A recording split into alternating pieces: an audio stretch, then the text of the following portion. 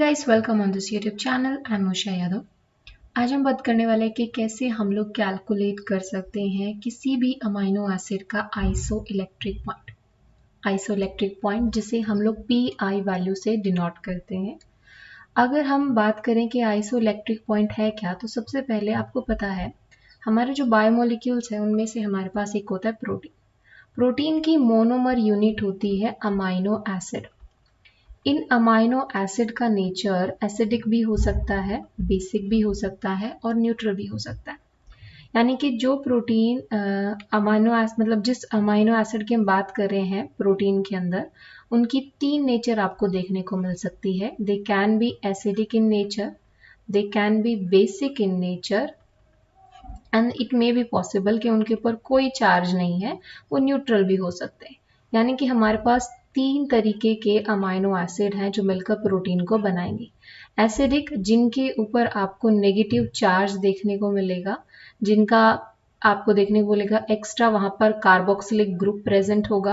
Basic amino acid वो होते हैं जिनके ऊपर आपको पॉजिटिव चार्ज देखने को मिलेगा और जिनके अंदर एक्स्ट्रा अमीनो ग्रुप या अमोनियम कंपाउंड आपको देखने को मिलेगा। न्यूट्रल, जिनके ऊपर आपको इक्वल चार्ज देखने को मिलेगा, यानी कि अगर एक कार्बोक्सिलिक ग्रुप है तो एक अमीनो ग्रुप वहां पर प्रेजेंट होगा, अगर दो कार्बोक्सिलिक ग्रुप प्रेजेंट है तो दो अमीनो, यानी कि हम कह सकते हैं नो चार्ज। अगर हम उनको कंपेयर करें तो न्यूट्रल अगर हमारे पास है तो न्यूट्रल अमाइनो एसिड।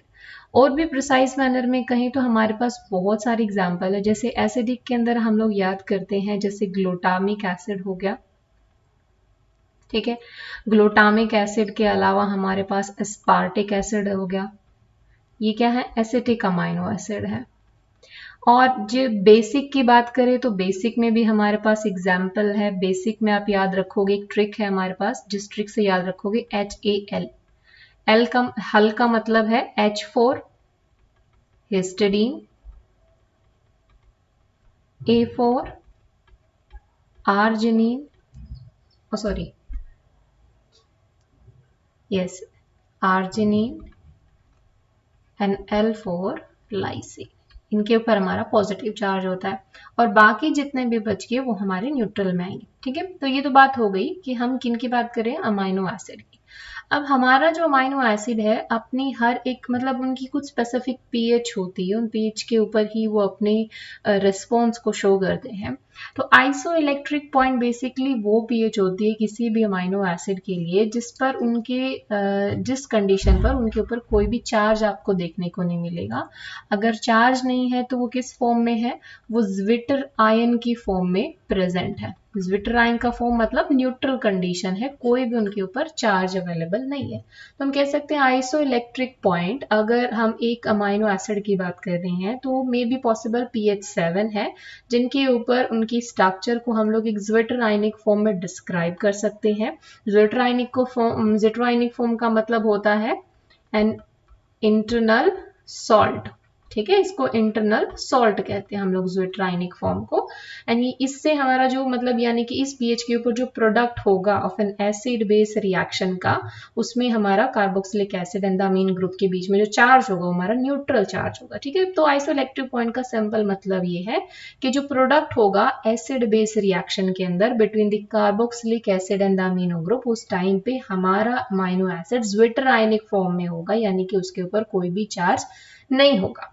सो चार्ज किसी भी अमाइनो एसिड के ऊपर जो प्रेजेंट होता है वो बैलेंस फॉर्म में प्रेजेंट होता है। अगर हम कह रहे हैं कि भैया ज्विटर आयनिक फॉर्म की बात करें, आइसोइलेक्ट्रिक फॉर्म की बात करें, तो आइसोइलेक्ट्रिक पॉइंट एक ऐसा पॉइंट होता है जहां पर अमाइनो एसिड के ऊपर जीरो चार्ज होता है। अब हमारे पास बहुत सारे ऐसे मैथमेटिकल क्वेश्चन आते हैं जिनमें हमें कहा जाता है कि भैया कैलकुलेट करिए, आपको एक अमाइनो एसिड दिया जाएगा या आपको उसकी स्ट्रक्चर दी जाएगी और आपको कैलकुलेट करना होगा उसका आइसोइलेक्ट्रिक पॉइंट, ठीक है। तो हमारे पास तीन तरीके के अमाइनो एसिड है जिनके लिए हम लोग आइसोइलेक्ट्रिक पॉइंट कैलकुलेट करेंगे। हमें एसिडिक का कैलकुलेट करना है, बेसिक का और न्यूट्रल का, ठीक है। तीनों के लिए अलग हमारे पास एक अप्रोच होगी कि अलग तरीके से हम उनको कैलकुलेट कर सकते हैं। ठीक है।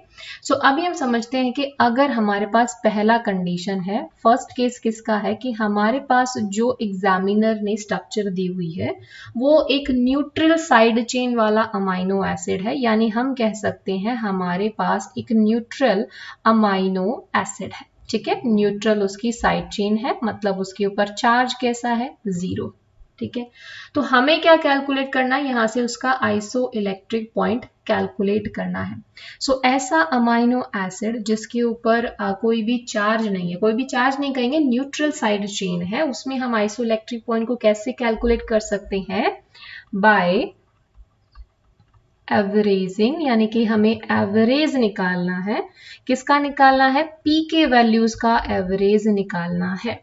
पी के वैल्यूज आपको गिवन होगी क्वेश्चन के अंदर, उन पी के वैल्यूज का आपको एवरेज निकालना होगा। बात ये आती है कौन सी पी के वैल्यू, तो पी के वैल्यू लेनी है आपको कार्बोक्सिलिक, जो आपका कार्बोक्सिलिक एसिड है, क्योंकि चार्ज तो अमाइनो एसिड के ऊपर दो ही चीजों से आ रहा है, एक कार्बोक्सिलिक एसिड की वजह से, दूसरा हमारा अमोनियम ग्रुप की वजह से, है ना जी, यही तो है हमारे पास। तो हम इन्हीं दोनों की पीके वैल्यू का एवरेज लेके आइसो इलेक्ट्रिक पॉइंट को कैलकुलेट कर सकते हैं। ठीक है, अगर आपको याद हो तो अमाइनो एसिड की स्ट्रक्चर कैसी होती है, हमारे पास एक अल्फा कार्बन होगा, उसके साथ यहाँ पर एक आर साइड चेन होती है, प्लस में कार्बोक्सिलिक ग्रुप होगा और amino group, ammonium group present होता है। ये एक जनरल सी स्ट्रक्चर है ना हमारे पास एक अमाइनो एसिड की।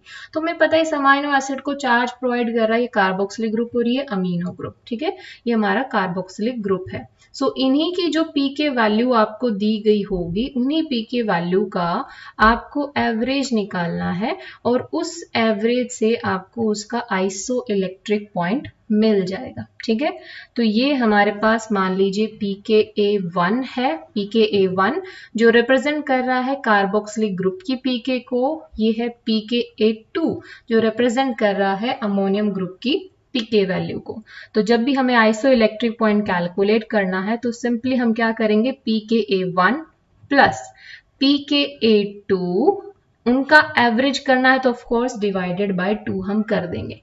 तो यहां पर हमारा pKa1 वैल्यू किसका है, pKa ऑफ कार्बोक्सिलिक ग्रुप और pKa सेकेंड हमारा क्या है, pKa ऑफ अमीनो ग्रुप। ठीक है जी, तो ये तो हमारे लिए बहुत सिंप्लीफाई हो जाता है कैलकुलेट करना। जैसे एग्जाम्पल के लिए हम एग्जाम्पल भी यहाँ पे ले लेते हैं, एग्जाम्पल के लिए हम एक न्यूट्रल अमाइनो एसिड का एग्जाम्पल ले लेते हैं, ग्लाइसिन। ग्लाइसिन के ऊपर आपको पता है कोई चार्ज नहीं होता, सिंपलेस्ट हमारा अमाइनो एसिड है जिसकी साइड चेन में हमारे पास बस एक H ग्रुप प्रेजेंट होता है। ठीक है, ये हमारी क्या है, ये साइड चेन होती है। इस साइड चेन के ऊपर ही डिपेंड करता है कि अमाइनो एसिड का नेचर क्या होगा। तो ये ग्लाइसिन के केस में हमारे पास जो साइड चेन है वो सिर्फ एक H ग्रुप प्रेजेंट होता है। तो ग्लाइसिन में हमारी pK1 जो होती है वो 9.5 के अप्रोक्स होती है। अप्रोक्सीमेट मैं आपको वैल्यू बता रही हूँ, एग्जैक्ट वैल्यू नहीं बता रही। अमीनो ग्रुप की जो pK वैल्यू होती है वो अप्रोक्सीमेट हमारी 2.4 होती है। आई एम नॉट सेइंग कि एग्जैक्ट वैल्यू है, मैं जस्ट एक अप्रोक्सीमेशन लेके आपको आइसो इलेक्ट्रिक पॉइंट कैसे कैलकुलेट करना है वो बता रही हूँ। तो हम इन दोनों वैल्यू का एवरेज कर देंगे। ठीक है, तो मान लीजिए हमने इन दोनों वैल्यू का एवरेज कर दिया तो आपके पास वैल्यू क्या आएगी, ये आपका हो गया, इसको डिवाइडेड बाय 2 कर देंगे,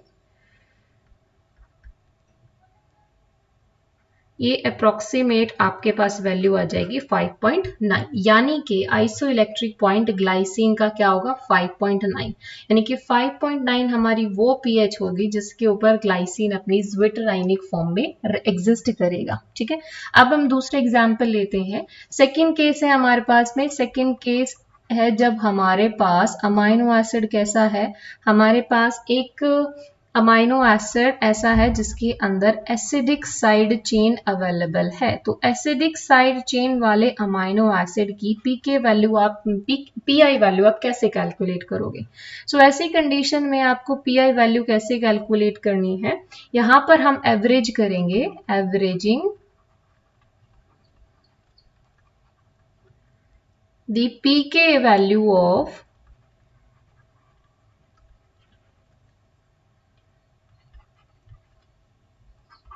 to most acidic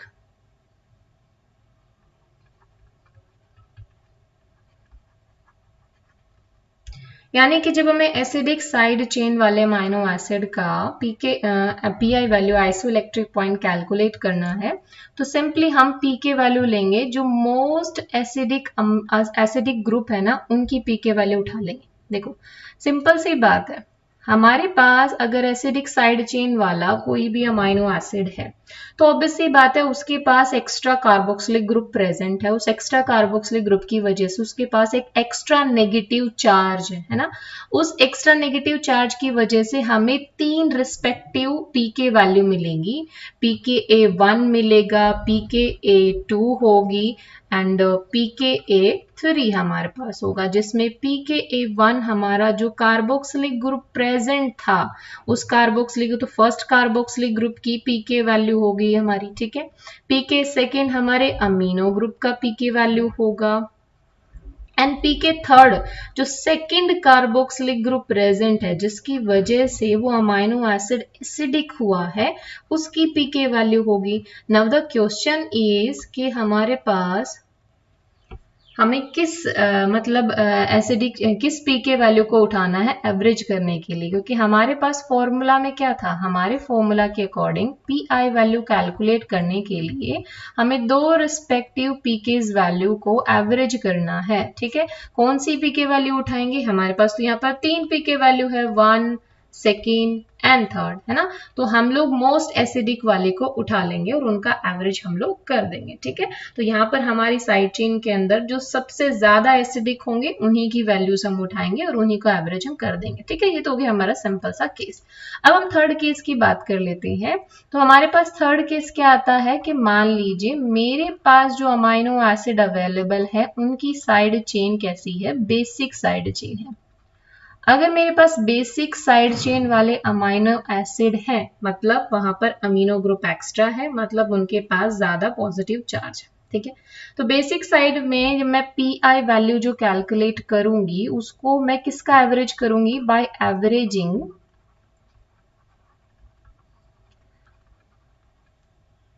averaging the पीकेज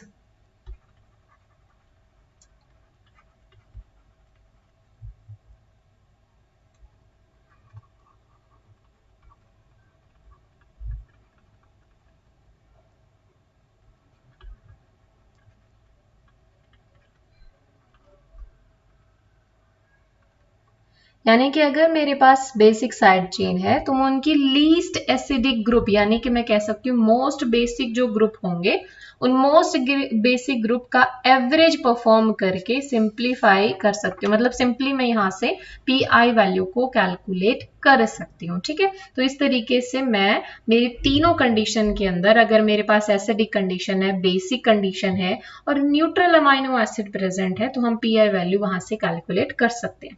अब इसी चीज को अगर मैं समराइज फॉर्म में कहूं, मतलब हम लोग इस चीज को जो हमने अभी पढ़ा उसको समराइज करें तो हमने क्या चीज पढ़ी कि मान लीजिए मेरे पास मेरा जो है ये एक अमाइनो एसिड है, जैसे हमने कहा था एक सिंपल सा हमने एग्जांपल ले लिया, अल्फा कार्बन के साथ में आर साइड चेन अवेलेबल है, अमीनो ग्रुप मेरा यहाँ पर अवेलेबल होगा, प्लस में यहाँ पे कार्बोक्सिलिक मेरी चेन प्रेजेंट होगी, ठीक है। ये मेरा सिंपल सा मेरे पास ग्रुप हो गया, जो सिंपल सा ग्रुप हो गया, एक अमाइनो एसिड का मैंने एग्जांपल ले लिया, ठीक है।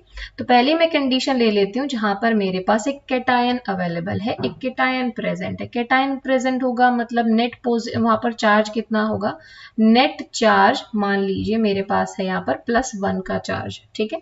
और +1 चार्ज है मतलब ये कैसी कंडीशन है, ये एसिडिक कंडीशन है, ठीक है। कैसी कंडीशन है भैया, एसिडिक कंडीशन,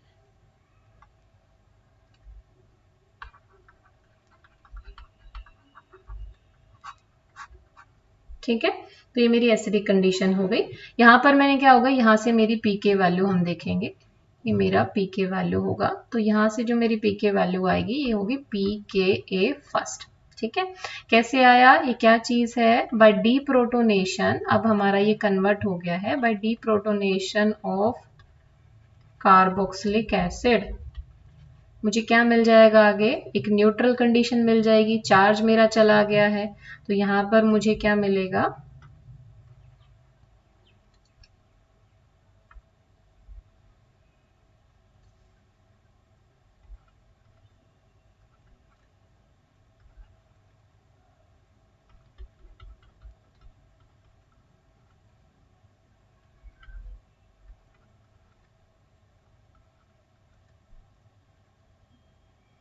ठीक है, ये कंडीशन मेरी कैसी हो गई, ये मेरी न्यूट्रल कंडीशन हो गई। तो इस कंडीशन जहां पर न्यूट्रल कंडीशन है वहां पर मेरा क्या बन रहा है, ज्विटर आयन बन रहा है। ठीक है, और यहाँ पर नेट चार्ज कितना है, नेट चार्ज आप यहाँ पे देख सकते हो, नेट चार्ज हमारा कितना है, 0 नेट चार्ज है। क्लियर है, क्योंकि यहाँ पर दोनों की दोनों चार्ज प्रेजेंट है, एक पॉजिटिव चार्ज है एक नेगेटिव चार्ज प्रेजेंट है, दोनों का कैंसिलेशन हो जाएगा। क्लियर है, फिर हम थर्ड कंडीशन देख रहे हैं, और ये कंडीशन मेरी कैसी है, ये न्यूट्रल कंडीशन है। ठीक है, तीसरी कंडीशन हमने देखा, उसमें तीसरी कंडीशन में ऑफ कोर्स मुझे जो आइसोइलेक्ट्रिक पॉइंट मिलेगा उसको हमने डिनोट कर दिया pKa2 वैल्यू से। ठीक है, ये मेरा pK2 हो गया बाय डीप्रोटोनेशन ऑफ NH। मान लीजिए आपने जो NH ग्रुप है इसका आपने डीप्रोटोनेशन कर दिया तो मुझे बेसिक कंडीशन मिल जाएगी। इस बेसिक कंडीशन में मेरा अमाइनो एसिड मुझे कैसा दिखेगा, यहाँ पर मुझे जो अमाइनो एसिड है उसकी स्ट्रक्चर कुछ इस तरीके की मिलेगी आपको। ये अल्फा कार्बन हो गया, H ग्रुप, साइड चेन, यहाँ पर डीप्रोटोनेशन करने के बाद NH2 बचा हमारे पास में, और ऊपर आप देख सकते हो यहाँ पर एक नेगेटिव चार्ज अवेलेबल है। इसकी वजह से क्या बन गया है, एक बेसिक कंडीशन बन गई है। नेगेटिव चार्ज अवेलेबल है ना यहाँ पर, बेसिक कंडीशन बन गई। तो हमारे पास नेट चार्ज कैसा हो गया भैया, नेट चार्ज तो हमारे पास -1 हो गया, है ना। तो ये मेरी बेसिक कंडीशन हो गई और यही मेरी pK2 वैल्यू है। तो आइसोइलेक्ट्रिक पॉइंट हम कैसे कैलकुलेट करते हैं, by averaging the pK1 value plus में by the pK2 value upon में 2। ठीक है, इस तरीके से हम आइसोइलेक्ट्रिक पॉइंट को कैलकुलेट करते हैं। अगर मान लीजिए मेरे पास बेसिक अमाइनो एसिड है तो इसमें इस तरफ में हमारा चार्ज ज्यादा होगा तो हमें मोस्ट बेसिक 2 pK वैल्यू उठानी है। अगर मेरा एसिडिक साइड चेन वाला अमाइनो एसिड है तो मुझे मोस्ट एसिडिक साइड चेन वाली pH उठानी है, और इस तरीके से मैं सिंपली आइसोइलेक्ट्रिक पॉइंट को कैलकुलेट कर सकती हूँ। आप चाहें तो इसमें कुछ क्वेश्चंस आप ले सकते हो और उन क्वेश्चंस को सॉल्व करके देखिए, आई एम श्योर आपसे वो भी सॉल्व हो जाएंगे।